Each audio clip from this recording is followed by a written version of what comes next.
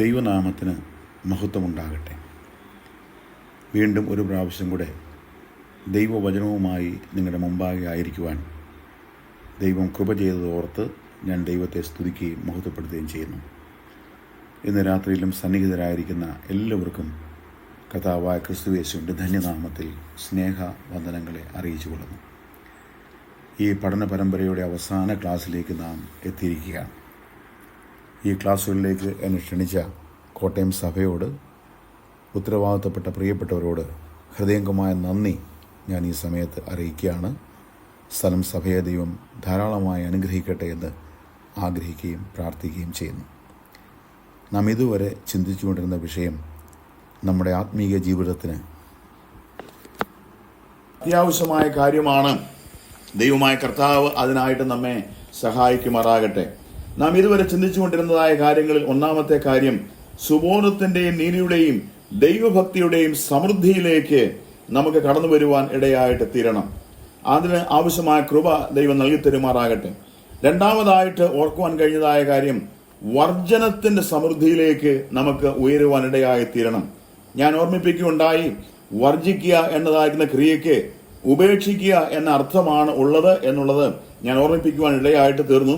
ഏതെങ്കിലും പ്രവൃത്തി ചെയ്യുകയോ ആചാരം അനുഷ്ഠിക്കുകയോ ഭക്ഷണം കഴിക്കുകയോ ചെയ്യുന്നതിൽ നിന്നും ഒഴിഞ്ഞിരിക്കുന്നതാണ് വർജനം എന്നുള്ളത് ഞാൻ കഴിഞ്ഞ ക്ലാസ്സിൽ ഓർമ്മിപ്പിക്കുവാൻ തക്കോണം ഇടയായിട്ട് തീർന്നു. സമയത്തിന്റെ കുറവ് കൊണ്ട് ഞാൻ കഴിഞ്ഞ ക്ലാസ്സിലേക്ക് ഇനി പോകാനായിട്ട് താല്പര്യപ്പെടുന്നില്ല. ഒന്നാമത്തേത്, രണ്ടാമത്തേത് വർജനത്തിന്റെ സമൃദ്ധി എന്നുള്ളതാണ്. മൂന്നാമത്തെ വിഷയത്തിലാണ് ഇന്ന് രാത്രി നാം ചിന്തിക്കാനായിട്ട് പോകുന്നത്. അത് വിശുദ്ധീകരണത്തിന്റെ സമൃദ്ധിയിലേക്ക് ദൈവത്തിന്റെ ആത്മാവ് നമ്മെ കൊണ്ടുപോകുവാനായിട്ട് താല്പര്യപ്പെടുന്നു. ദൈവ കൃപയുടെ സമൃദ്ധി നാം അനുഭവിക്കുമ്പോൾ വിശുദ്ധീകരണത്തിന്റെ സമൃദ്ധിയിലേക്ക്, വിശുദ്ധീകരണത്തിന്റെ പ്രായോഗികതയിലേക്ക് കടന്നു വരുവാൻ നമുക്ക് ഇടയായിട്ട് തീരണമെന്നുള്ളതാണ് ദൈവത്തിന്റെ ആത്മാവ് നമ്മെ ഉദ്ബോധിപ്പിക്കുന്ന ഏറ്റവും പ്രധാനപ്പെട്ടതായ കാര്യം. പഴയ നിയമത്തിൽ നിന്നും പുതിയ നിയമത്തിൽ നിന്നുമായിട്ട് ചില കാര്യങ്ങൾ വളരെ പെട്ടെന്ന് ഈ വിഷയത്തിൽ ഓർമ്മിപ്പിക്കുവാനായിട്ട് ഞാൻ താല്പര്യപ്പെടുന്നു. ദൈവം നമ്മെ ശുദ്ധീകരിച്ച് തന്റെ പ്രത്യേക ജനമാക്കിയിരിക്കാൻ കൃപ വീണ്ടും വീണ്ടും വീണ്ടും നമ്മെ പ്രകാശിപ്പിച്ചുകൊണ്ടിരിക്കുകയാണ്. തീത്തോസിന്റെ ലേഖനം എടുക്കാം. 2-ാം അധ്യായത്തിന്റെ 14-ാമത്തെ വാക്യത്തിൽ നാം ഇപ്രകാരമാണ് വായിക്കുന്നത്: അവൻ നമ്മെ സകല അധർമ്മത്തിൽ നിന്നും വീണ്ടെടുത്ത് സൽപ്രവർത്തികളിൽ ശുഷ്കാന്തിയുള്ള ഒരു സ്വന്തം ജനമായി തനിക്ക് ശുദ്ധീകരിക്കേണ്ടതിന് തന്നെത്താൻ നമുക്ക് വേണ്ടി ഏൽപ്പിച്ചു കൊടുത്തു. നോക്കുക, ശുദ്ധീകരണ പ്രക്രിയ ദൈവം ചെയ്യുമ്പോൾ അവിടെ എഴുതിയിരിക്കുന്ന വാക്ക് തനിക്ക് ശുദ്ധീകരിക്കേണ്ടതിന് എന്നാണ് രേഖപ്പെടുത്തിയിരിക്കുന്നത്.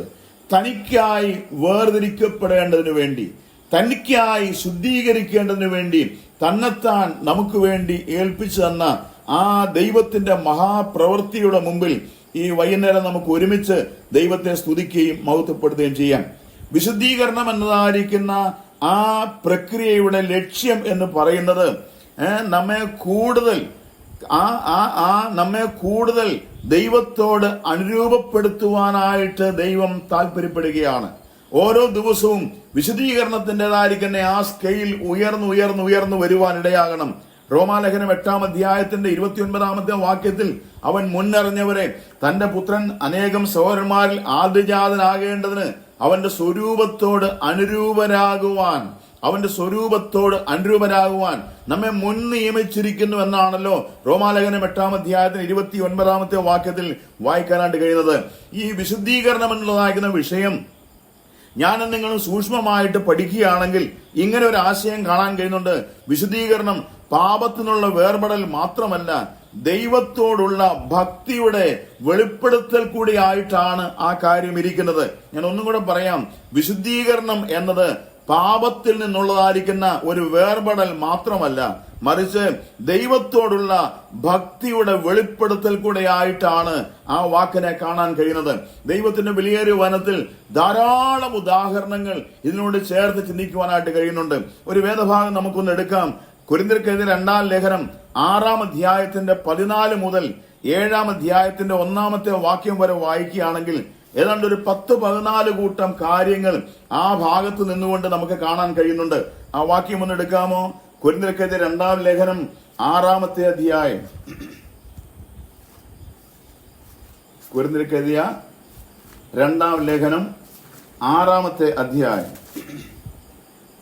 6-ാം അധ്യായത്തിന്റെ 14-ാമത്തെ വാക്യം മുതൽ നാം വായിക്കുകയാണെങ്കിൽ അവിടെ ഇങ്ങനെ വായിക്കുന്നുണ്ട്: നിങ്ങൾ അവിശ്വാസികളോട് ഇണയില്ലാപ്പണ കൂടരുത്, നീതിക്കും അധർമ്മത്തിനും തമ്മിൽ എന്തൊരു ചേർച്ച, വെളിച്ചത്തിനും ഇരുളിനോട് എന്തൊരു കൂട്ടായ്മ, ക്രിസ്തുവിനും ബലിയാലും തമ്മിൽ എന്ത് പൊരുത്തം, അല്ല വിശ്വാസിക്ക് അവിശ്വാസിയുമായി എന്ത് ഓഹരി, ദൈവാലയത്തിന് വിഗ്രഹങ്ങളോട് എന്ത് യോഗ്യത, നാം ജീവനുള്ള ദൈവത്തിന്റെ ആലയമല്ലോ.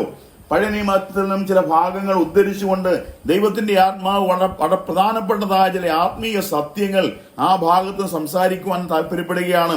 ദൈവത്തോട് ഉള്ളതായിരിക്കുന്ന ഭക്തിയുടെ വെളിപ്പെടുത്തൽ രേഖപ്പെടുത്തുന്നതായ ചില പ്രധാനപ്പെട്ടതായ കാര്യങ്ങൾ അവിടെ കാണാൻ കഴിയുന്നത്.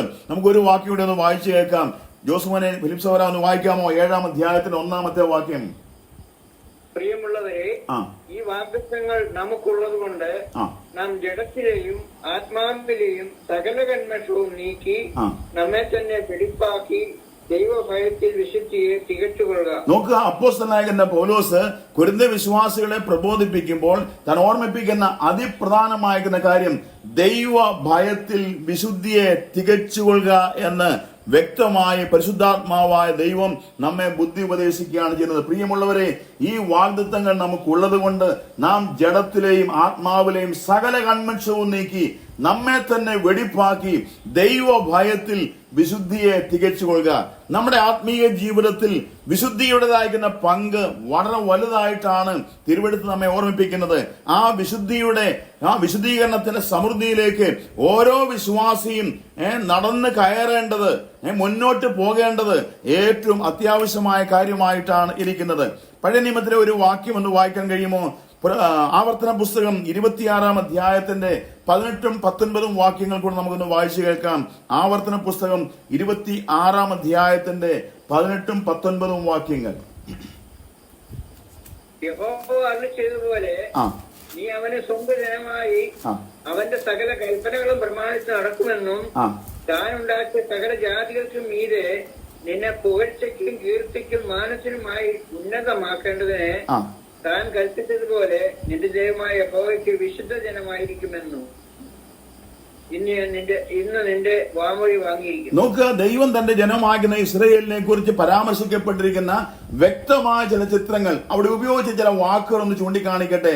യഹോവ അരുളിച്ചെയ്യുന്നത് പോലെ നീ അവന് സ്വന്തം ജനമായി അവന്റെ സകല കൽപ്പനകളും പ്രമാണിച്ച് നടക്കുമെന്നും താൻ ഉണ്ടാക്കിയ സകല ജാതികൾക്കും മീതെ നിന്നെ പുകഴ്ചയ്ക്കും കീർത്തിക്കും മാനത്തിനുമായി ഉന്നതമാക്കേണ്ടതിന് താൻ കൽപ്പിച്ചതുപോലെ. നോക്കുക, 2-3 പദപ്രയോഗങ്ങൾ.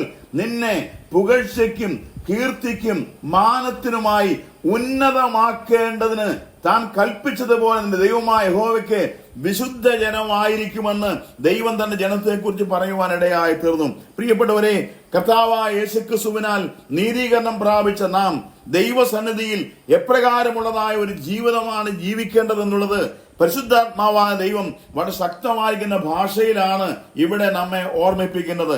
ഈ വാക്കുകളുടെ ഗൗരവം നാം ആരും ഒരിക്കലും മറന്നു പോകുവാൻ പാടുള്ളതല്ല. പുറപ്പാട് പുസ്തകം 15-ാം അധ്യായത്തിന്റെ 11-ാമത്തെ വാക്യത്തിന് വായിക്കുമ്പോൾ വിശുദ്ധിയിൽ മഹിമയുള്ളവനായ യഹോവയ്ക്ക് തുല്യൻ വേറെ ആരുമില്ല എന്നാണ് നമുക്ക് വായിക്കാനായിട്ട് കഴിയുന്നത്. യഹോവയായ ദൈവത്തിന് തുല്യത പറയുവാനായിട്ട് വേറെ ആരുമില്ല. ഞാൻ ഇനി ചില വേദഭാഗങ്ങൾ പറയാനായിട്ട് പോവുകയാണ്. എല്ലാ വാക്യങ്ങളും വായിക്കാൻ നമുക്ക് സമയമില്ല.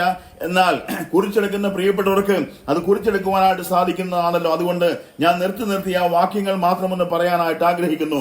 പുറപ്പാട് പുസ്തകം 15-ാം അധ്യായത്തിന്റെ 11-ാമത്തെ വാക്യം. വിശുദ്ധിയിൽ മഹിമയുള്ളവനായിരിക്കുന്ന യഹോവയ്ക്ക് തുല്യൻ ആരുമില്ല. അപ്പോൾ യഹോവയായ ദൈവത്തിന്റെ വിശുദ്ധി പ്രാപിക്കുന്നവരായിട്ട് ഞാനും നിങ്ങളും ആയിരിക്കുമ്പോൾ നമുക്ക് എത്രയോ ഉന്നതമായിരിക്കുന്ന ഒരു പദവിയാണ്, എത്രയോ ഉന്നതമായിരിക്കുന്ന ഒരു സ്ഥാനമാണ് നമുക്ക് ലഭിക്കുന്നത് എന്നുള്ളത് തിരുവെടുത്ത് നമ്മെ ഓർമ്മിപ്പിക്കുന്ന വളരെ പ്രധാനപ്പെട്ടതായ ഒരു കാര്യമായിട്ടിരിക്കുന്നു.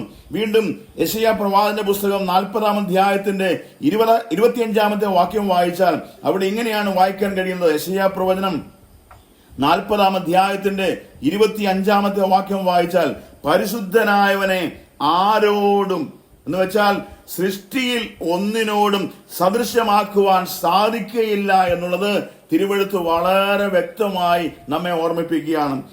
യെശയ്യാ പ്രവചനം 40-ാം അധ്യായത്തിന്റെ 25-ാമത്തെ വാക്യം, പരിശുദ്ധനായവനെ ആരോടും സദൃശ്യമാക്കുവാൻ സാധിക്കാതെ വണ്ണം ദൈവത്തിന്റെ മഹത്വം, ദൈവത്തിന്റെ വിശുദ്ധി, ആ പരിശുദ്ധി എത്രമാത്രം വലുതായി നിൽക്കുന്നു എന്നുള്ളത് ഞാനും നിങ്ങളും വിശേഷാൽ ശ്രദ്ധിക്കേണ്ടത് ഏറ്റവും അത്യാവശ്യമായ കാര്യമാണ്.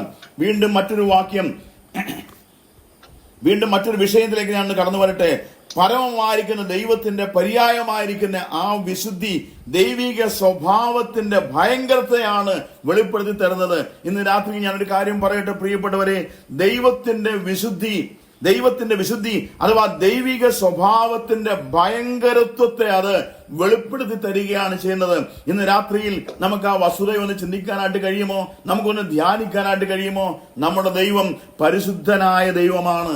ആ പരിശുദ്ധനായ ദൈവത്തിന്റെ വിശുദ്ധി എന്ന് പറയുന്നത് അത് ദൈവിക സ്വഭാവത്തിന്റെ ഭയങ്കരത്വത്തെ കാണിക്കുന്നതായ, വെളിപ്പെടുത്തുന്നതായിരിക്കുന്ന ഒരു വസ്തുതയായിട്ടിരിക്കുന്നുവെങ്കിൽ ഞാനും നിങ്ങളും അവന്റെ വിശുദ്ധി പ്രാപിപ്പാൻ തക്കവണ്ണം ദൈവം നമ്മോട് കാണിച്ച ദൈവത്തിന്റെ പ്രവൃത്തിയുടെ മാഹാത്മ്യം അയ്യോ എത്രയോ വലുതായിട്ടാണ് നമുക്ക് തിരുവെഴുത്തിൽ കാണുവാനായിട്ട് കഴിയുന്നത്. യാതൊരു യോഗ്യതയും നമുക്ക് പറയുവാനായിട്ടില്ല. നാം അശുദ്ധിയിൽ ജീവിച്ചവരായിരുന്നു, നാം പാപത്തിൽ ജീവിച്ചവരായിരുന്നു, നാം ദൈവദേശം നഷ്ടപ്പെടുത്തിയവരായിരുന്നു, നമുക്ക് ദൈവവുമായിട്ട് യാതൊരു ബന്ധവുമില്ലാതെ നാം ഇരുന്നവരായിരുന്നു. എന്നാൽ ദൈവത്തിന്റെ പരിശുദ്ധാത്മാവ് നമ്മെ വളരെ സഹായിച്ചു, നമ്മെ വീണ്ടെടുക്കുവാൻ, നമ്മെ ദൈവമക്കളാക്കി തീർക്കുവാൻ, ദൈവത്തിന്റെ കൂട്ടുവേലക്കാരാക്കി നിർത്തുവാൻ, ദൈവിക സ്വഭാവത്തിന്റെ നിവൃത്തി നമ്മിൽ ഉണ്ടായി വരുവാൻ ദൈവമായ കർത്താവ് നമ്മെ സഹായിച്ചിരിക്കുകയാണ്. അതോർത്ത് നമുക്ക് ഒരുമിച്ച് ദൈവത്തിന് സ്തോത്രം ചെയ്യാം. 99-ാം സങ്കീർത്തനത്തിന്റെ 3-ാമത്തെ വാക്യത്തിൽ വായിക്കുന്നത് നോക്കുക. 99-ാം സങ്കീർത്തനത്തിന്റെ 3-ാമത്തെ വാക്യം.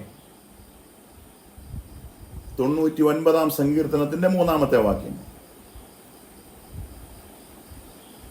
അവൻ പരിശുദ്ധൻ എന്നിങ്ങനെ അവർ നിന്റെ മഹത്വവും ഭയങ്കരമായ നാമത്തെ സ്തുതിക്കട്ടെ. നോക്കുക, ദൈവഭക്തനായിരിക്കുന്ന ദാവീദ് പറഞ്ഞതായിരിക്കുന്ന ഒരു വാക്ക്, ദാവീദാണെന്ന് തോന്നുന്നു ആ സങ്കീർത്തനം എഴുതിയിരിക്കുന്നത്. താൻ പറയുന്ന ഒരു വാക്ക് ഇങ്ങനെയാണ്, അവൻ പരിശുദ്ധൻ എന്നിങ്ങനെ അവർ നിന്റെ മഹത്വവും ഭയങ്കരവുമായ നാമത്തെ സ്തുതിക്കട്ടെ.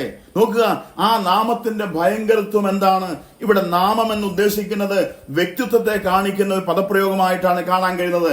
അങ്ങനെയെങ്കിൽ ദൈവം എന്നതായിരിക്കുന്ന ആ വ്യക്തിത്വം, അവൻ പരിശുദ്ധൻ എന്നതാണ് അവനെ വിളിക്കാനായിട്ട് കഴിയുന്നത്. സങ്കീർത്തനത്തിലെ പല വാക്യങ്ങൾ എന്റെ മനസ്സിലേക്ക് കുറഞ്ഞു വരുന്നുണ്ട്. സമയത്തിന്റെ പരിധി കൊണ്ട് ഞാൻ എല്ലാത്തിനെയും പോകാനായിട്ട് ആഗ്രഹിക്കുന്നില്ല. പരിശുദ്ധൻ എന്നിങ്ങനെ അവർ നിന്റെ മഹത്വവും ഭയങ്കരവുമായ നാമത്തെ സ്തുതിക്കട്ടെ എന്ന് പറയുമ്പോൾ ദൈവ സാന്നിധ്യത്തിന്റെ മഹത്വം എത്രമാത്രം വലുതായിട്ടാണ് ദൈവത്തിന്റെ ആത്മാവ് രേഖപ്പെടുത്തുന്നുള്ളത്. ഹോശേയ പ്രവാചകന്റെ പുസ്തകം 11-ാം അധ്യായത്തിന്റെ 9-ാമത്തെ വാക്യം വായിച്ചാൽ ദൈവം പറയുന്നൊരു വാക്കുണ്ട്. ഹോശേയ പ്രവാചകന്റെ പുസ്തകം 11-ാം അധ്യായത്തിന്റെ 9-ാമത്തെ വാക്യത്തിൽ അവിടെ എന്താ വായിക്കുന്നറിയാമോ? ഞാൻ മനുഷ്യനല്ല, ദൈവമത്രേ നിന്റെ നടുവിൽ പരിശുദ്ധൻ തന്നെ. ഞാൻ മനുഷ്യനല്ല, ദൈവമത്രേ നിന്റെ നടുവിൽ പരിശുദ്ധൻ തന്നെ. പ്രിയപ്പെട്ടവരെ, നമുക്ക് എന്താണ് മനസ്സിലാക്കാൻ കഴിയുന്നത്? ദൈവത്തെ വിശേഷിപ്പിക്കുന്നതായ ഒരു പദപ്രയോഗം, ദൈവം പരിശുദ്ധനാകുന്നു.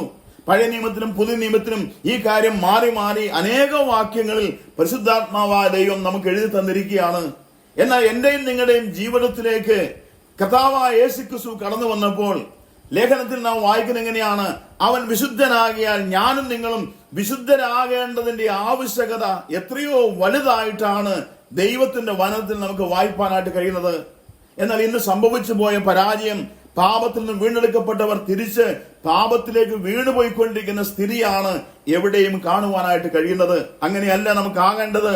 നാം ഭയങ്കരനായിരിക്കുന്ന, പരിശുദ്ധനായിരിക്കുന്ന ദൈവത്തെ സ്തുതിക്കുവാനും മഹത്വപ്പെടുത്തുവാനും കടപ്പെട്ടവരാണെന്നുള്ള ചിന്ത ഈ ഭാഗത്തു നിന്നും നമുക്ക് വ്യക്തമായിട്ട് കാണാൻ കഴിയുന്നുണ്ട്. ഹബക്കുക്കിന്റെ പ്രവചനം 1-ാം അധ്യായത്തിന്റെ 13-ാമത്തെ വാക്യം വായിച്ചാൽ ദൈവത്തെ വിശേഷിപ്പിക്കുന്ന മറ്റൊരു പദപ്രയോഗം കാണാൻ കഴിയും. ഹബക്കുക്കിന്റെ പ്രവചനം 1-ാം അധ്യായത്തിന്റെ 13-ാമത്തെ വാക്യം, ദോഷം കണ്ടുകൂടാതെ വണ്ണം നിർമ്മല ദൃഷ്ടിയുള്ളവനാണവൻ. ദൈവത്തെക്കുറിച്ച് ദൈവം താൻ തന്നെ വിശേഷിപ്പിക്കുകയാണ്, ദോഷം കണ്ടുകൂടാതെ വണ്ണം നിർമ്മല ദൃഷ്ടിയുള്ളവനാണവൻ. പ്രിയപ്പെട്ടവരെ, ഞാനും നിങ്ങളും സേവിക്കുന്നത് എന്റെയും നിങ്ങളുടെയും ഉടയവനായവൻ, എന്റെയും നിങ്ങളുടെയും ദൈവമായവന്റെ വിശേഷണങ്ങൾ ദൈവത്തിന്റെ പരിശുദ്ധാത്മാവ് തിരുവെഴുത്തിൽ ധാരാളം നൽകി തരികയാണ്. ഞാൻ വളരെ പെട്ടെന്ന് മുമ്പോട്ട് പോകട്ടെ. യോഹന്നാന്റെ സുവിശേഷം 17-ാം അധ്യായത്തിന്റെ 11-ാമത്തെ വാക്യത്തിൽ വായിക്കുന്നത് ദൈവം പരിശുദ്ധനാകുന്നു എന്നാണ്. യോഹന്നാന്റെ സുവിശേഷം 17-ാം അധ്യായത്തിന്റെ 11-ാമത്തെ വാക്യത്തിൽ ദൈവം പരിശുദ്ധനാകുന്നു. അപ്പോസ്തല പ്രവൃത്തി പുസ്തകം 4-ാം അധ്യായത്തിന്റെ 30-ാമത്തെ വാക്യത്തിൽ യേശു ക്രിസ്തുവിനെ പരിശുദ്ധൻ എന്ന് വിളിച്ചിട്ടുണ്ട്. അപ്പോസ്തല പ്രവൃത്തി 4-ാം അധ്യായത്തിന്റെ 30-ാമത്തെ വാക്യം ഫിലിപ്സ് വരാന്ന് വായിക്കാമോ? അപ്പോസ്തല പ്രവൃത്തി 4:30.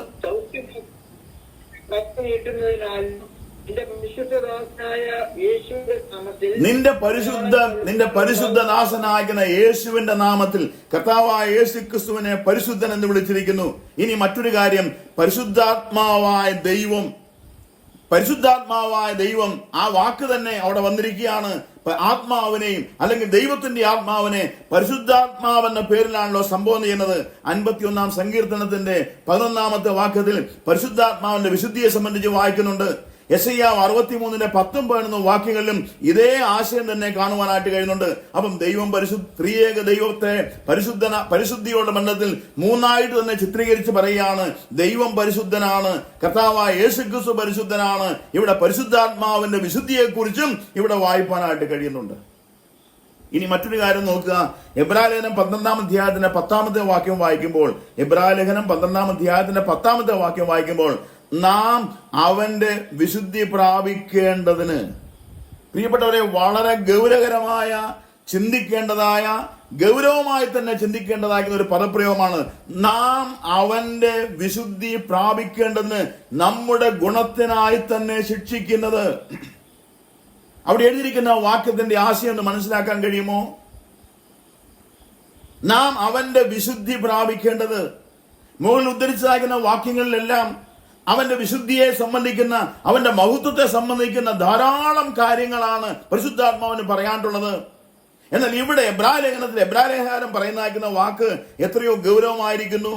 നാം അവന്റെ വിശുദ്ധി പ്രാപിക്കേണ്ടതിന്. പ്രിയപ്പെട്ടവരെ, ഞാനും നിങ്ങളത് പ്രാപിച്ചുകൊണ്ടിരിക്കുകയാണ്. ഒരിക്കൽ നമ്മെ വിശുദ്ധന്മാരായിട്ട് കർത്താവ് എണ്ണി നമ്മെ വേർതിരിച്ചിരിക്കുകയാണ്. ദൈവത്തിനായി നമ്മെ വേർതിരിച്ചിരിക്കുകയാണ്. ഇന്ന് അനുദിന ജീവിതത്തിൽ ആ വിശുദ്ധീകരണത്തിന്റെ ഗ്രാഫ് കൂടിക്കൂടി വരുവാൻ ഇടയായിട്ട് തീരണം. അതാണ് ദൈവം നമ്മിൽ ആഗ്രഹിക്കുന്ന ഏറ്റവും പ്രധാനപ്പെട്ടതായ കാര്യം. മുമ്പോട്ട് ഞാൻ പോകട്ടെ. ഈ നാം വീണ്ടും ജനിച്ചേക്കുന്ന സമയത്താണ് ദൈവത്തിന്റെ വിശുദ്ധി ദൈവത്തിന്റെ ആത്മാവിനാൽ പകരപ്പെട്ട് നമ്മുടെ ജീവിതത്തിലേക്ക് കടന്നു വരുവാൻ ഇടയായി തീർന്നത്. അവന്റെ വിശുദ്ധമായിരിക്കുന്ന സ്വഭാവം നമ്മളിലേക്ക് ഉണ്ടാകുവാൻ കാരണമാകണം. ആ സ്വഭാവത്താൽ നാം നിയന്ത്രിക്കപ്പെടുവാൻ ഇടയാകണം. ദൈവികമായ സ്വഭാവത്തിലേക്ക് നമ്മെ അടുപ്പിക്കുന്നതായ ദൈവത്തിന്റെ പ്രവൃത്തിയെ നാം വിശ്വസിച്ചുകൊണ്ട്, അത് അംഗീകരിച്ചുകൊണ്ട് നാം ആ പ്രവൃത്തി ഏറ്റെടുക്കുവാൻ ഇടയായിട്ട് തീരണം. ഈ വിശുദ്ധീകരണത്തിന്റെ സമൃദ്ധി ഞാൻ നിങ്ങളും അനുഭവിച്ചേ മതിയാകുള്ളൂ. വിശുദ്ധീകരണം എന്ന് പറയുന്നത് ഒറ്റ വാക്കുകൊണ്ട് വിശദീകരിക്കാൻ കഴിയുന്നതായ ഒരു കാര്യമല്ല. വിശുദ്ധീകരണത്തെ സംബന്ധിച്ച് ധാരാളം വാക്യങ്ങൾ തിരുവെഴുത്തിൽ പഴയ നിയമത്തിലും പുതിയ നിയമത്തിലുമായി രേഖപ്പെടുത്തി തന്നിട്ടുണ്ട്. ഞാനും നിങ്ങളും അവന്റെ വിശുദ്ധി പ്രാപിക്കേണ്ടവരാണ്. നമ്മുടെ അനുദിന ജീവിതത്തിൽ നാം ദൈവത്തിനായി വേർതിരിക്കപ്പെട്ടവർ എന്നുള്ളതായ നിലയിൽ ആ വിശുദ്ധിയുടെ മാനദണ്ഡം നമ്മിൽ വർദ്ധിച്ചു വരുവാൻ ഇടയായിത്തീരണം. ആ വിശുദ്ധിയുടെ സമൃദ്ധി ഞാനും നിങ്ങളും അനുഭവിപ്പാൻ തക്കവണ്ണം ഇടയായിത്തീരണം. അതാണ് ദൈവം നമ്മിൽ ആഗ്രഹിക്കുന്ന ഏറ്റവും പ്രധാനപ്പെട്ടതായ കാര്യം. ദൈവകൃപയുടെ സമൃദ്ധിയും ദൈവഭക്തിയുടെ പ്രായോഗികതയിലും ഈ കാര്യം വളരെ വ്യക്തമായിട്ട് മനസ്സിലാക്കാൻ കഴിയുന്നുണ്ട്. ഈ വിശുദ്ധീകരണത്തിന് അഥവാ ദൈവഭക്തിക്ക് ഒരു പ്രായോഗികമായ തലമുണ്ട്. ഞാനും നിങ്ങളും ദൈവഭക്തന്മാർ എന്നറിയപ്പെടണമെങ്കിൽ പ്രിയപ്പെട്ടവരെ, എന്റെയും നിങ്ങളുടെയും ജീവിതത്തിൽ ദൈവിക വിശുദ്ധിയുടെ സ്ഥാനം വളരെ വലുതായിട്ടാണ് പരിശുദ്ധാത്മാവായ ദൈവം നമ്മെ ഓർമ്മിപ്പിച്ചുകൊണ്ടിരിക്കുന്നത്. വിശുദ്ധീകരണം എന്നതാകുന്ന വാക്ക് നമുക്കറിയാം. സെറ്റ് അപ്പാർട്ട്, വേർപെട്ടിരിക്കുക, ദൈവത്തിനായി വേർതിരിച്ചിരിക്കുന്ന ഒരാത്മീക അനുഭവം. ഇന്ന് നമ്മെ അത് എത്രമാത്രം ഭരിക്കുന്നുണ്ട്, നമ്മിലത് എത്രമാത്രം വർദ്ധിക്കുവാൻ കാരണമാകുന്നുണ്ട്. ആ സമൃദ്ധി, ദൈവകൃപയുടെ സമൃദ്ധിയിൽ നാം വിശുദ്ധീകരണത്തിന്റെ വിശുദ്ധീകരണത്തിന്റെ സമൃദ്ധിയിലേക്ക് ഉയരുവാനായിട്ട് നമുക്ക് കഴിയുന്നുണ്ടോ എന്നുള്ളതാണ് ഇവിടുത്തെ ഏറ്റവും പ്രധാനപ്പെട്ടതായിരിക്കുന്ന ചോദ്യം. കർത്താവ് നമ്മെ വിശേഷാൽ സഹായിക്കുമാറാകട്ടെ. അതിനാധാരമായിരിക്കുന്ന ഒന്ന് ദൈവത്തിന്റെ വചനം മാത്രമാണ്. ദൈവവചനത്താൽ നമുക്ക് അനുദിനം ദൈനംദിനം ഒരു കഴുകൽ പ്രാപിക്കേണ്ടത് ആവശ്യമായിരിക്കുന്നു. ദൈവവചനത്താൽ ശുദ്ധീകരണം പ്രാപിക്കേണ്ടത് ആവശ്യമായിരിക്കുന്നു. നമുക്കറിയാം, സമാഗമന കൂടാരത്തിലെ രണ്ടാമത്തെ ഉപകരണം എന്ന് പറയുന്നത് താമ്രത്തൊട്ടിയാണ്. യാഗപീഠം കഴിഞ്ഞാൽ തൊട്ട് അപ്പുറത്ത് കാണുന്ന രണ്ടാമത്തെ ഉപകരണം.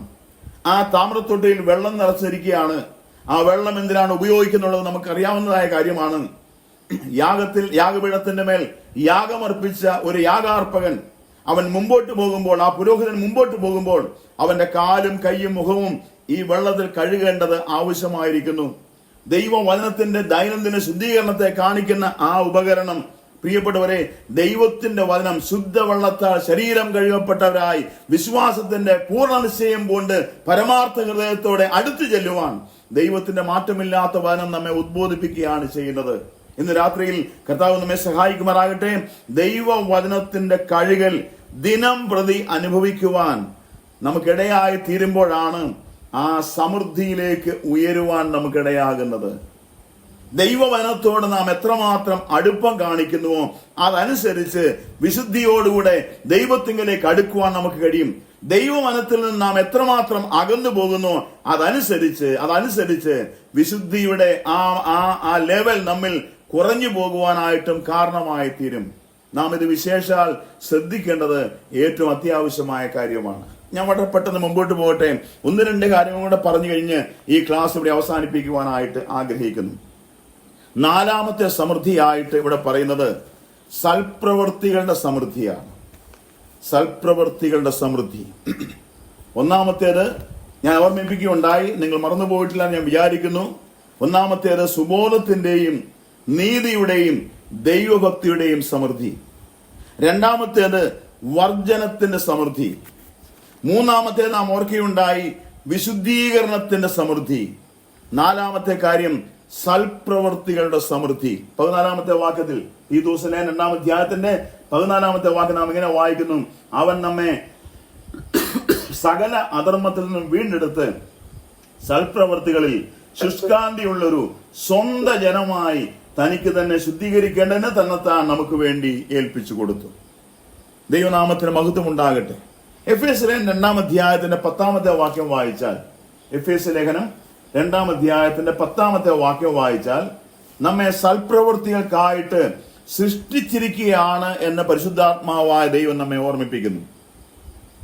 നാം അവന്റെ കൈപ്പണിയായി സൽപ്രവൃത്തികൾക്കായിട്ട് ക്രിസ്തുയേശുവിൽ സൃഷ്ടിക്കപ്പെട്ടവരാകുന്നു. നാം ചെയ്തു പോരേണ്ടതിന് ദൈവം അവ മുന്നൊരുക്കിയിരിക്കുന്നു. ഇവിടുത്തെ ഈ വാക്യത്തിന്റെ പശ്ചാത്തലമൊക്കെ നമുക്കറിയാം. വിശദീകരിക്കാനായിട്ട് സമയം ഇല്ലാത്തത് കൊണ്ട് ഞാൻ വളരെ പെട്ടെന്ന് അങ്ങ് പറഞ്ഞു പോകാൻ ആഗ്രഹിക്കുന്നു. നാം അവന്റെ കൈപ്പണിയായി സൽപ്രവൃത്തികൾക്കായിട്ട് ക്രിസ്തുയേശുവിൽ സൃഷ്ടിക്കപ്പെട്ടവരാണ്. പ്രിയപ്പെട്ടവരെ, നമ്മുടെ വീണ്ടും ജനനത്തിന്റെ മുമ്പിൽ നാം ദൈവമക്കളായി തീർന്നതിന്റെ മുമ്പിലെ ഏറ്റവും പ്രധാനപ്പെട്ടതായിരിക്കുന്ന ഉദ്ദേശമായിട്ടാണ് ഈ വാക്ക് കാണാൻ കഴിയുന്നത്. നമ്മെ സൃഷ്ടിച്ചിരിക്കുന്നത് തന്നെ സൽപ്രവർത്തികളുടെ സമൃദ്ധിയിലേക്ക് ഞാനും നിങ്ങളും ഉയരേണ്ടതിനു വേണ്ടിയാണ്. എന്നാൽ ഇന്ന് നമുക്കത് എത്രത്തോളം സാധിക്കുന്നുണ്ട്? ഇന്ന് സൽപ്രവർത്തികളുടെ ഗ്രാഫ് എത്രമാത്രം ഉയർന്നാണ് നിൽക്കുന്നത്? നമ്മെ ദൈവം വീണ്ടും ജനിപ്പിച്ചത്, പുതിയ സൃഷ്ടിയാക്കിയത് സൽപ്രവൃത്തികൾ ചെയ്യേണ്ടതിനു വേണ്ടിയാണ്. എന്നാൽ ഇന്ന് നമുക്കതിന് വേണ്ടത്രത്തോളം സമയം ലഭിക്കുന്നില്ല, വേണ്ടത്രത്തോളം ഉത്സാഹം നാം കാണിക്കുന്നില്ല. നാം പലപ്പോഴും ഈ ഭാഗത്ത് നിന്ന് മാറിപ്പോകുന്നതായ ഒരവസ്ഥയാണ് നമ്മിൽ പലരിലും കാണുവാനായിട്ട് കഴിയുന്നതെന്നുള്ളത് ദുഃഖസത്യമായിട്ടിരിക്കുന്ന ഒരു കാര്യമായിട്ടിരിക്കുന്നു. തീത്തോസ് ലേഖനം 3-ാം അധ്യായത്തിന്റെ 1-ാമത്തെ വാക്യം വായിക്കുമ്പോൾ അവിടെ ഒരു പ്രയോഗം ഇങ്ങനെ കാണാൻ കഴിയും. തീത്തോസിന്റെ ലേഖനം 3-ാം അധ്യായത്തിന് 1-ാമത്തെ വാക്യത്തിൽ വാഴ്ചകൾക്കും അധികാരങ്ങൾക്കും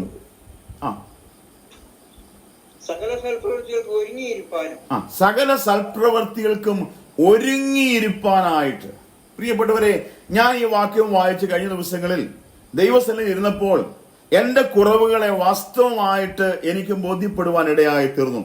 ഞാൻ എന്നോട് തന്നെ ചോദിച്ച പല ചോദ്യങ്ങളുണ്ട്. സൽപ്രവൃത്തികൾക്കായിട്ട് സൃഷ്ടിക്കപ്പെട്ടിരിക്കുന്ന ഞാൻ എന്ത് സൽപ്രവൃത്തിയാണ് ചെയ്യുന്നത് എന്ന് ഞാൻ എന്നോട് തന്നെ ചോദിക്കുവാനായിട്ട് ഇടയായിട്ട് തീർന്നു. ഇവിടെ സകല സൽപ്രവൃത്തികൾക്കും ഒരുങ്ങിയിരിക്കുക എന്നുള്ളതാണ് തീത്തോസിന് പൗലോസ് ലേഖനം എഴുതുമ്പോൾ ഓർമ്മിപ്പിക്കുന്ന ഏറ്റവും പ്രധാനപ്പെട്ടതായ കാര്യം.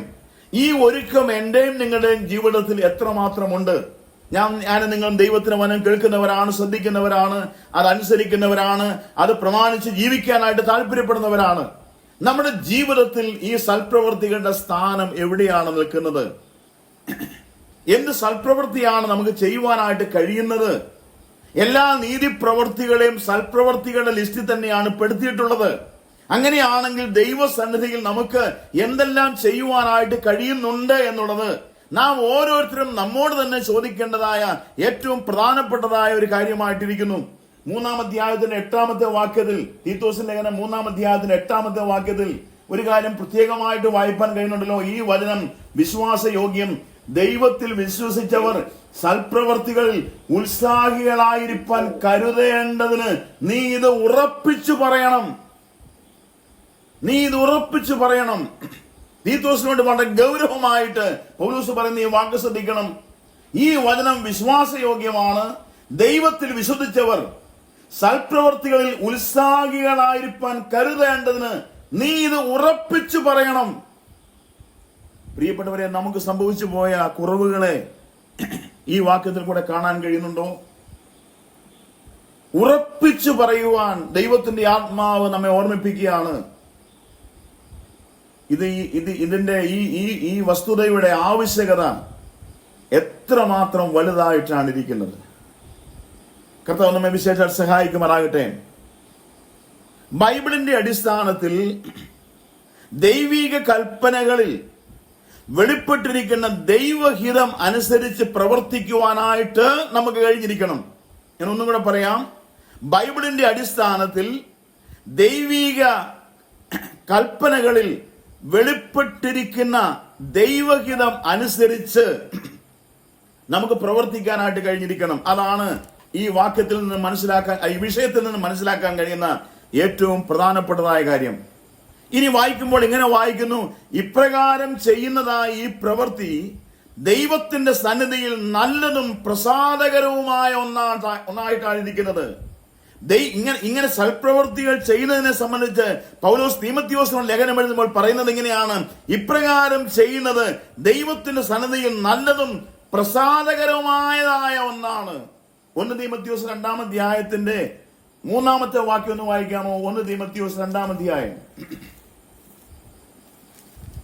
അത് നമ്മുടെ രക്ഷിതാവായ ദൈവത്തിന്റെ സന്നിധിയിൽ നല്ലതും പ്രസാദകരവുമാകുന്നു. നോക്കുക, ദൈവത്തിന്റെ വചനം പറയുകയാണ്. അത് ഏത് സൽപ്രവൃത്തിയെ സംബന്ധിച്ചാണ് മോളി വായിക്കുന്നത്? സൽപ്രവൃത്തികൾ അത് നമ്മുടെ രക്ഷിതാവായ ദൈവത്തിന്റെ സന്നിധിയിൽ നല്ലതും പ്രസാദകരവുമാകുന്ന ഒന്നായിട്ടിരിക്കുന്നു. പ്രിയപ്പെട്ടവരെ, ദൈവത്തിന് പ്രസാദകരമായ ഒന്നാണ് സൽപ്രവൃത്തികൾ അഥവാ നീതിപ്രവൃത്തികൾ. നമുക്കത് എത്രത്തോളം ചെയ്യുവാനായിട്ട് കഴിയുന്നുണ്ട്? ഇനി ഒരു വാക്കുകൂടെ ഞാൻ അതിനോട് ചേർത്ത് പറയട്ടെ. ദൈവികമായ കൽപ്പന അനുസരിച്ച് ചെയ്യപ്പെടുന്നവയാണ് സൽപ്രവൃത്തികൾ. ദൈവിക കൽപ്പന അനുസരിച്ച് ചെയ്യപ്പെടുന്നവയാണ് സൽപ്രവൃത്തികൾ. ഞാൻ ഈ അടുത്ത സമയത്താണ് ഞാൻ ആ വാക്യം ഇതുപോലെ ശ്രദ്ധിച്ചത്. തീമോഥെയോസ് എഴുതിയ 2-ാം ലേഖനം 3-ാം അധ്യായത്തിന്റെ 16-ാമത്തെ വാക്യം നമുക്ക് മനഃപ്പാഠം അറിയാവുന്ന ഒരു വാക്യമാണ്. ദൈവവചനത്തിന്റെ ആധികാരികതയെ വ്യക്തമാക്കുന്ന വളരെ മനോഹരമായ ഒരു വാക്യമാണ്. ആ വാക്യത്തിൽ ഇങ്ങനെയാണ് വായിക്കുന്നത് 3:16: എല്ലാ തിരുവെഴുത്തും ദൈവശ്വാസീയമാകയാൽ ദൈവത്തിന്റെ മനുഷ്യൻ സകല സൽപ്രവൃത്തിക്കും വക പ്രാപിച്ച് തികഞ്ഞവനാകേണ്ടതിന് ഉപദേശത്തിനും ശാസനത്തിനും ഗുണീകരണത്തിനും നീതിയിലെ അഭ്യാസനത്തിനും പ്രയോജനമുള്ളതാകുന്നു. നോക്കുക, തിരുവെഴുത്ത് എത്ര വ്യക്തമായിട്ടാണ് പറഞ്ഞിരിക്കുന്നത്. ദൈവിക കൽപ്പന അനുസരിച്ച് ചെയ്യപ്പെടുന്നവയായിരിക്കുന്ന ഈ സൽപ്രവൃത്തികളുടെ സ്ഥാനം ഒരാത്മീക ജീവിതത്തിൽ, ഒരു വിശ്വാസിയുടെ ജീവിതത്തിൽ എത്രമാത്രം വലുതായിട്ടാണ് പരിശുദ്ധാത്മാവായ ദൈവം നമ്മെ ഓർമ്മിപ്പിക്കുന്നത്. കർത്താവ് നമ്മെ വിശേഷിച്ചാൽ സഹായിക്കുമാറാകട്ടെ. എല്ലാ തിരുവെഴുത്തും ദൈവശ്വാസീയമാകയാൽ ദൈവത്തിന്റെ മനുഷ്യൻ സകല സൽപ്രവർത്തിക്കും വക പ്രാപിച്ച് തികഞ്ഞവനാകേണ്ടതിന് ഉപദേശത്തിനും ശാസനത്തിനും ഗുണീകരണത്തിനും നീതിയിലെ അഭ്യാസനത്തിനും പ്രയോജനമുള്ളത് ആകുന്നു. പ്രിയപ്പെട്ടവരെ, കർത്താവ് നമ്മെ വിശേഷാൽ സഹായിക്കുമാറാകട്ടെ. ഈ സൽപ്രവർത്തികളുടെ സമൃദ്ധിയിലേക്ക് നമുക്ക് ഉയരുവാൻ തക്കവണ്ണം ഇടയായിട്ട് തീരണം. നമ്മുടെ ക്രിസ്തീയ ജീവിതത്തിൽ ദൈവം ആഗ്രഹിക്കുന്നതായ ഒരു കാര്യമാണത്. കർത്താവ് നമ്മെ വിശേഷാൽ സഹായിക്കുമാറാകട്ടെ. ഞാൻ ഈ വിഷയത്തിന്റെ അവസാന ഭാഗത്തേക്ക് വളരെ പെട്ടെന്ന് കടന്നു വരുവാനായിട്ട് ആഗ്രഹിക്കുകയാണ്. 5-ാമത്തെ കാര്യം, പ്രത്യാശയുടെ സമൃദ്ധിയിലേക്ക് ഞാനും നിങ്ങൾ ഉയരുവാനിടയാകണം. 5 ഘടകങ്ങളാണ് ഞാൻ പറയാനായിട്ട് ആഗ്രഹിച്ചത്. 5-ാമത്തേത് ഇതാണ്, പ്രത്യാശയുടെ സമൃദ്ധി. നമ്മുടെ ഈ ഭൂമിയിലെ ജീവിതം താൽക്കാലികമാണ്. ഈ ജീവിതത്തിനപ്പുറത്ത് നാം കർത്താവിനോട് ചേരുവാനായിട്ട് പോവുകയാണ്. ഒരു കാഹളധ്വനിയുടെ ശബ്ദം ഞാൻ നിങ്ങളും പ്രതീക്ഷിച്ചുകൊണ്ട് ഈ ഭൂമുഖത്ത് വിവിധ സ്ഥാനങ്ങളിൽ കാത്തിരിക്കുന്നവരാണ്. നമ്മുടെ ജീവിതം കർത്താവിനെ പ്രതീക്ഷിച്ചുകൊണ്ട്, കർത്താവിനെ പ്രത്യാശിച്ചുകൊണ്ട് ജീവിക്കുന്നതായ ജീവിതമാണല്ലോ. നമ്മുടെ ആത്മീയ ജീവിതത്തിൽ നമ്മുടെ പ്രത്യാശ വർദ്ധിച്ചു വരുന്ന ഒരു അനുഭവത്തെ പറ്റി എത്രമാത്രം ഞാനും നിങ്ങളും ചിന്തിക്കുന്നവരാണ്. ഞാൻ ഈ ദിവസങ്ങളിൽ ശ്രദ്ധിക്കുന്ന ഒരു വാക്യം ഒന്ന് വായിപ്പാനായിട്ട് ആഗ്രഹിക്കുകയാണ്. യോഹന്നാന്റെ 1-ാം ലേഖനം 3-ാമത്തെ അധ്യായം. യോഹന്നാന്റെ 1-ാം ലേഖനം 3-ാമത്തെ അധ്യായത്തിന്റെ 3-ാമത്തെ വാക്യം. ആ വാക്യം എന്നെ വളരെ ചിന്തിപ്പിക്കുവാനിടയായി. ഈ പ്രത്യാശയുള്ളവനെല്ലാം അവൻ നിർമ്മലനായിരിക്കുന്ന പോലെ തന്നെ തന്നെ നിർമ്മലീകരിക്കുന്നു. മതി. ഈ വാക്യം കഴിഞ്ഞ ദിവസങ്ങളിലൊക്കെ എന്നെ വളരെയധികം ചിന്തിപ്പിക്കാൻ എന്നൊക്കെ ഇടയായി തീർന്നു. 1-2 കാര്യങ്ങൾ മാത്രം വളരെ പെട്ടെന്ന് പറഞ്ഞ് ഞാൻ അവസാനിപ്പിക്കാം. അവനിൽ ഈ പ്രത്യാശയുള്ളവൻ എല്ലാം, ഈ പ്രത്യാശ എന്ന് രേഖപ്പെടുത്തിയിരിക്കുന്നത് ഇംഗ്ലീഷിൽ വായിച്ചാൽ ദിസ് ഹോപ്പ് എന്ന് വളരെ വ്യക്തമായിട്ട് എഴുതിയിട്ടുണ്ട്.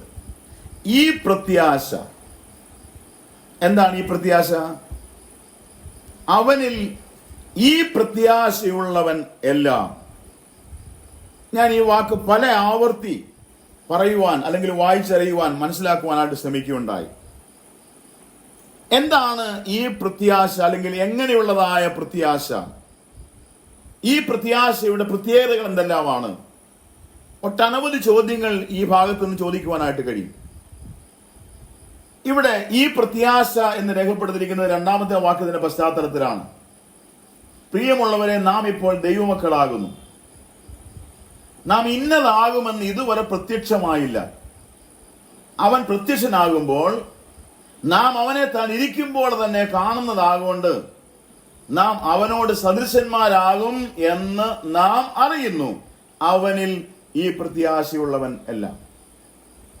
ഇവിടെ ഉപയോഗിച്ചിരിക്കുന്ന ആ പദപ്രയോഗം ശ്രദ്ധിച്ചു നോക്കുക.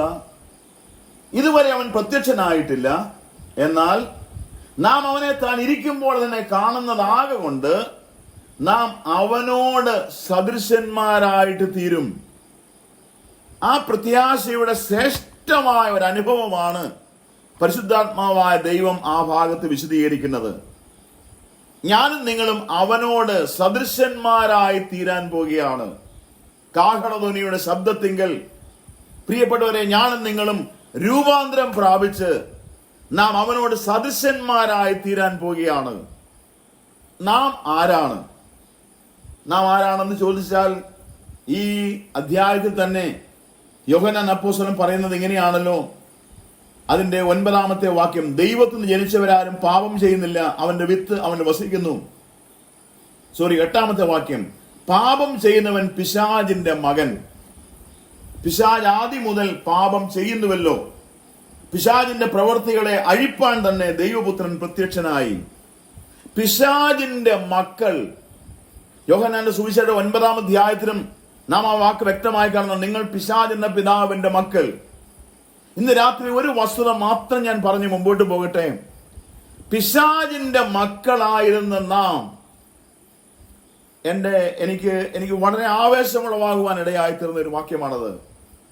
പിശാചിന്റെ മക്കളായിരുന്ന നാം കർത്താവായ യേശുക്രിസ്തുവിനോട് സദൃശന്മാരായിട്ട് തീരാൻ പോകുന്നതായ ആ നല്ല അനുഭവം, പ്രിയപ്പെട്ടവരെ, അത് എത്രയോ ഗൗരവമേറിയതാണ്. ആർക്കാണ് അതിന്റെ പൂർണ്ണമായിരിക്കുന്ന ആശയം വെളിപ്പെടുത്തുവാനായിട്ട് കഴിയുന്നത്, വിശ്വസിക്കുവാനായിട്ട് കഴിയുന്നത്?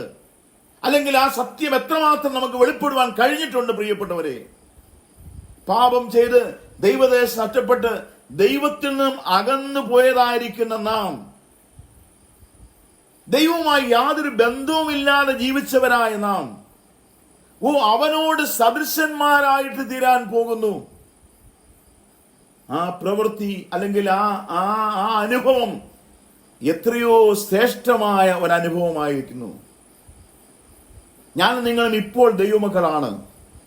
എന്നാൽ ഇതിനു മുമ്പ് നാം അങ്ങനെയല്ലായിരുന്നു. നാം പാപം ചെയ്തവരായിരുന്നു. അതാണ് പരിശുദ്ധാത്മാവായ ദൈവത്തിന്റെ മനം നമ്മെ ഓർമ്മിപ്പിച്ചിരിക്കുന്നത്.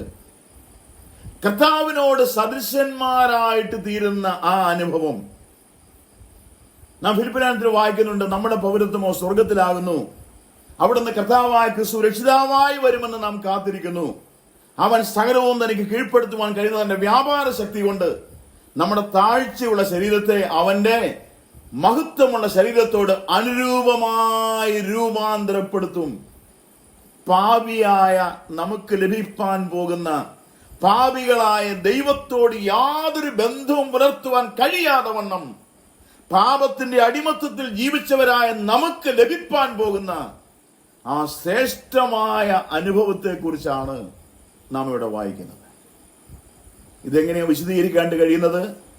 എന്റെ ഹൃദയം വളരെ നന്ദി കൊണ്ട് നിറയുന്നു. വിശദീകരിക്കാൻ എനിക്ക് വാക്കുകൾ ലഭിക്കുന്നില്ല. എന്റെ ഹൃദയത്തിൽ ഈ വിഷയം പലപ്പോഴും എന്റെ മനോമുഖരത്തിൽ കാണുവാനായിട്ട് കഴിയുന്നുണ്ട്. എന്റെ പ്രിയപ്പെട്ടവരെ, പാപികളായ നമുക്ക് വേണ്ടി ദൈവം ഒരുക്കിയ ദൈവത്തിന്റെ പ്രവൃത്തിയുടെ മാഹാത്മ്യം അതാർക്ക് വർണ്ണിക്കാനായിട്ട് കഴിയും? കർത്താവ് വിശേഷാൽ നമ്മെ സഹായിക്കുമാറാകട്ടെ. നാം ഇപ്പോൾ ദൈവമക്കൾ ആകുന്നു. ദൈവത്തിന് സ്തോത്രം. എന്നാൽ നാം ദൈവമക്കളാകേണ്ടതിന് പിതാവ് എത്ര വലിയ സ്നേഹമാണ് നമ്മെ സ്നേഹിച്ചിരിക്കുന്നത്. ആ സ്നേഹത്തിന്റെ ആഴമോ വീതിയോ നീളമോ ഉയരമോ ഒന്നും നമുക്ക് ആർക്കും വർണ്ണിക്കാനായിട്ട് കഴിയുന്നതല്ല. ആ സ്നേഹം എത്രയോ ഉന്നതമായ സ്നേഹമാണ്. നാം ദൈവമക്കൾ എന്ന് വിളിക്കപ്പെടുവാൻ, പിശാചിന്റെ സന്തതികളായിരുന്ന നമ്മെ ദൈവമക്കൾ എന്ന് വിളിക്കപ്പെടുവാൻ പിതാവ് എത്ര വലിയ സ്നേഹം നമ്മോട് കാണിച്ചിരിക്കുന്നു. യിരെമ്യാ പ്രവാചന പുസ്തകം 31-ാം അധ്യായത്തിൽ ഈ സ്നേഹത്തെക്കുറിച്ച് യിരെമ്യാ പ്രവാചകൻ പറയുമ്പോൾ ഇങ്ങനെയല്ലേ പറയുന്നത്? നിത്യ സ്നേഹം കൊണ്ട് ഞാൻ നിന്നെ സ്നേഹിച്ചിരിക്കുന്നു. നിത്യ സ്നേഹം. പൗലോസ് ഈ സ്നേഹത്തെ പറ്റി വിശദീകരിക്കുമ്പോൾ എഫേസ്യർ 2-ാം അധ്യായത്തിൽ ഇങ്ങനെയല്ലേ വായിക്കുന്നത്? കരുണാസമ്പന്നനായ ദൈവമോ നമ്മെ സ്നേഹിച്ച മഹാസ്നേഹം. എങ്ങനെയാണത് വർണ്ണിക്കാൻ കഴിയുന്നത്? നമ്മെ സ്നേഹിച്ച സ്നേഹത്തിന്റെ ആഴവും നീളവും വീതിയും ഉയരവും എങ്ങനെ ഒരു വ്യക്തിക്ക് കണക്കുകൂട്ടാനായിട്ട് കഴിയും? ആ സ്നേഹത്തിന്റെ വ്യാപ്തി നമ്മിൽ നിറയുവാനായിട്ട് കർത്താവ് സംഗതിയാക്കട്ടെ. നാം യോഹന്നാന്റെ ലേഖനത്തിൽ ഇപ്പോൾ വായിച്ചു എത്ര വലിയ സ്നേഹം. ഇനി വായിക്കുന്നുണ്ട് 1 യോഹന്നാൻ 4-ാം അധ്യായത്തിന്റെ 10-ാമത്തെ വാക്യത്തിൽ, നാം ദൈവത്തെ സ്നേഹിച്ചതല്ല, അവൻ നമ്മെ സ്നേഹിച്ച് തന്റെ പുത്രനെ നമ്മുടെ പാപങ്ങൾക്ക് പ്രായശ്ചിത്തമാകുവാൻ അയച്ചത് തന്നെ സാക്ഷാൽ സ്നേഹമാകുന്നു. നമ്മെ സ്നേഹിച്ചത് എന്തിനു വേണ്ടിയാ? നിത്യ സ്നേഹം കൊണ്ട് നമ്മെ സ്നേഹിച്ചത്, മഹാസ്നേഹം കൊണ്ട് നമ്മെ സ്നേഹിച്ചത്, എത്ര വലിയ സ്നേഹം കൊണ്ട് നമ്മെ സ്നേഹിച്ചത്, സാക്ഷാൽ നമ്മെ സ്നേഹിച്ചത് നാം ദൈവമക്കൾ ആകേണ്ടതിനു വേണ്ടിയാണ്. ഈ യാഥാർത്ഥ്യം തിരിച്ചറിയുവാൻ ഇടയായതുകൊണ്ട് ദൈവത്തിന് നന്ദിയോടുകൂടെ സ്തോത്രം ചെയ്യുന്നു. എന്നാൽ ഇന്ന് അനേകർക്ക് ഇന്നും ഇത് മനസ്സിലാക്കുവാൻ കഴിയാതെയാണ് ഇരിക്കുന്നത്. ദൈവം നമ്മെ സ്നേഹിച്ചത് എന്തിനു വേണ്ടിയാണെന്ന് ഇന്നും അനേകർക്ക് ഈ സത്യം വെളിപ്പെട്ട് കിട്ടിയിട്ടില്ല. ഇത് തിരിച്ചറിയാനായിട്ട് കഴിഞ്ഞിട്ടില്ല. ഇന്നും പാപത്തിൽ, അന്ധകാരത്തിൽ തപ്പിത്തടയുന്നവരായിട്ടാണ് അനേകരെ കാണാനായിട്ട് കഴിയുന്നത്. കർത്താവ് നമ്മെ വിശേഷാൽ സഹായിക്കുമാറാകട്ടെ. ഈ വലിയ യാഥാർത്ഥ്യം തിരിച്ചറിയുവാൻ നമുക്ക് ഇടയായിട്ട് തീർന്നു എന്നുള്ളതാണ് നമ്മെ ഭരിക്കുന്ന ഏറ്റവും പ്രധാനപ്പെട്ടതായ കാര്യം. കർത്താവ് നമ്മെ വിശേഷാൽ സഹായിക്കുമാറാകട്ടെ. നാം ഇതുവരെ ചിന്തിച്ചതായ കാര്യം ഒന്നുകൂടെ പെട്ടെന്ന് പറഞ്ഞിട്ട് ഞാൻ ഈ വാക്കുകൾ ഇവിടെ അവസാനിപ്പിച്ചുകൊള്ളാം. ദൈവകൃപയുടെ സമൃദ്ധിയും ദൈവഭക്തിയുടെ പ്രായോഗികതയും, അതാണ് നാം ചിന്തിക്കുവാനായിട്ട് ആരംഭിച്ചതായിരിക്കുന്ന കാര്യം. ഞാൻ ഈ ക്ലാസിന്റെ ആരംഭത്തിൽ പറഞ്ഞതായ ഒരു കാര്യമുണ്ട്. സുബോധത്തോടുകൂടെ എന്നുള്ളതായ പല പ്രയോഗങ്ങൾ പല പ്രാവശ്യങ്ങളിൽ ഈ അധ്യായത്തിൽ വായിക്കുമ്പോൾ പല ആവർത്തിച്ചു വരുന്നത് കാണാൻ കഴിയുന്നുണ്ട്. സുബോധത്തോടെ, ആ വാക്കിന്റെ അർത്ഥം ഞാൻ പറഞ്ഞു. ഗൗരവബോധമുള്ള, സമചിത്തനായിരിക്കുന്ന, വിവേകശീലനായ എന്നൊക്കെയുള്ള അർത്ഥമാണ് ഇതിന് ഉണ്ടായിരിക്കുന്നത് എന്ന് ഞാൻ പറയുകയുണ്ടായി. 4 പ്രധാനപ്പെട്ടതായ കാര്യങ്ങളോട് ബന്ധപ്പെട്ടാണ് ഈ വാക്ക് ഉപയോഗിച്ചിരിക്കുന്നത് എന്നുള്ളതും ഞാൻ പറയുകയുണ്ടായി. വിശ്വാസത്തിലും സ്നേഹത്തിലും സഹിഷ്ണുതയിലും ആരോഗ്യമുള്ളവരായിരിക്കുക എന്ന് 1-ാം അധ്യായത്തിന്റെ 2-ാമത്തെ വാക്യത്തിൽ രേഖപ്പെടുത്തിയിരിക്കുന്ന ആ ഭാഗത്താണ് എഴുതിയിരിക്കുന്നത്, നിങ്ങൾ സുബോധമുള്ളവർ ആയിരിക്കണം. വീണ്ടും ദൈവവചനം ദുഷിക്കപ്പെടാതിരിക്കേണ്ടത് എന്നുള്ള വാക്ക് 2-ാം അധ്യായത്തിൽ കാണുന്നു. 2-ാം അധ്യായത്തിന്റെ 3-ാമത്തെ വാക്യത്തിൽ ആ സ്ഥാനത്തും എഴുതിയിട്ടുണ്ട് സുബോധമുള്ളവർ ആയിരിക്കണമെന്ന്. വീണ്ടും 7-ാമത്തെ വാക്യത്തിൽ വായിക്കുന്നുണ്ട്, 2-ാം അധ്യായത്തിൽ വിരോധി നമ്മെ കൊണ്ട് ഒരു തിന്മയും പറവാൻ വകയില്ലാതെ ലജ്ജിക്കേണ്ടതിന് ആ ഭാഗത്തും സുബോധമുള്ളവരായിരിക്കുക എന്ന് രേഖപ്പെടുത്തിയിട്ടുണ്ട്. 13-ാമത്തെ വാക്യത്തിൽ 2-ാം അധ്യായത്തിന്റെ 13-ാമത്തെ വാക്യത്തിൽ ഭക്തികേടും പ്രപഞ്ചമോഹങ്ങളും വർജിക്കേണ്ടതാകുന്ന സ്ഥാനത്തും സുബോധത്തോടെ എന്ന വാക്ക് രേഖപ്പെടുത്തിയിട്ടുണ്ട്. ഞാൻ ഈ വാക്കിനെ എടുത്ത് ഇങ്ങനെയൊന്ന് പറഞ്ഞ് ഈ വാക്കിൽ അവസാനിപ്പിക്കാം. സുബോധത്തോടും നീതിയോടും ദൈവഭക്തിയോടും കൂടെ നാം ജീവിക്കണം. ദൈവകൃപയുടെ സമൃദ്ധി അനുഭവിക്കാനിടയാകുമ്പോൾ, ഒന്നും കൂടെ ആവർത്തിക്കട്ടെ, ദൈവകൃപയുടെ സമൃദ്ധി നാം അനുഭവിച്ചുകൊണ്ട് സുബോധത്തോടും നീതിയോടും ദൈവഭക്തിയോടും കൂടെ നമുക്ക് ജീവിക്കാനായിട്ട് കഴിയണം. ഉപദേശത്തിന് പ്രാധാന്യതയുണ്ട്, യാതൊരു സംശയവുമില്ല. ഉപദേശത്തിന് പ്രാധാന്യമുള്ളതുപോലെ തന്നെ ജീവിതത്തിനും പ്രാധാന്യതയുണ്ട്. ഉപദേശത്തെ മാത്രം മുറുകെ പിടിച്ചിട്ട് കാര്യമില്ല. ഉപദേശം നല്ലത് തന്നെയാണ്, തെറ്റൊന്നുമില്ല, യാതൊരു സംശയവും അക്കാര്യത്തിലില്ല. എന്നാൽ ഉപദേശം പോലെ തന്നെ പ്രായോഗികതയ്ക്കും അങ്ങേയറ്റത്തെ സ്ഥാനമാണുള്ളത്, തുല്യ സ്ഥാനമാണുള്ളത്. അതൊരു ഭാഗം കൊണ്ട് മാത്രം നിൽക്കുന്നതല്ല. ഉപദേശം അറിയാവുന്നത് കൊണ്ട് അങ്ങനെ ജീവിച്ച് മുന്നോട്ട് പോവുക എന്നുള്ളതല്ല നമ്മെക്കുറിച്ചുള്ള ദൈവത്തിന്റെ കാര്യപരിപാടി. ഉപദേശം അറിയാവുന്നത് പോലെ തന്നെ ഞാനും നിങ്ങളും അത് പ്രായോഗിക തലത്തിൽ കൊണ്ടുവരുവാൻ നമുക്കിടയായിട്ട് തീരണം.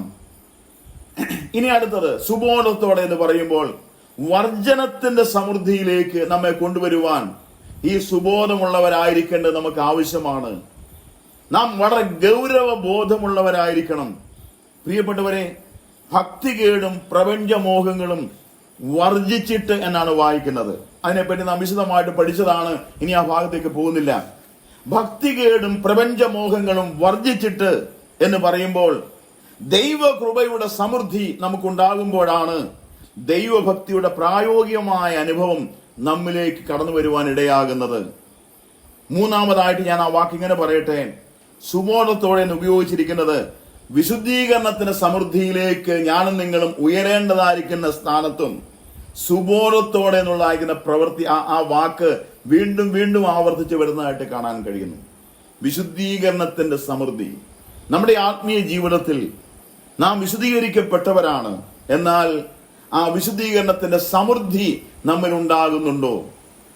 ദൈവകൃപയുടെ സുവിശേഷം, ദൈവകൃപയുടെ പ്രവൃത്തി, ആ ദൈവകൃപ നമ്മെ ഭരിക്കുമ്പോൾ ആ ദൈവകൃപയുടെ സമൃദ്ധിയാൽ വിശുദ്ധീകരണം നമ്മിൽ എത്രമാത്രം സാധിക്കുന്നുണ്ട്, വിശുദ്ധീകരണത്തിന്റെ സമൃദ്ധിയിലേക്ക് ഉയരുവാനായിട്ട് നമുക്ക് എത്രത്തോളം കഴിയുന്നുണ്ട്. കർത്താവ് നമ്മെ വിശേഷാൽ സഹായിക്കുമാറാകട്ടെ.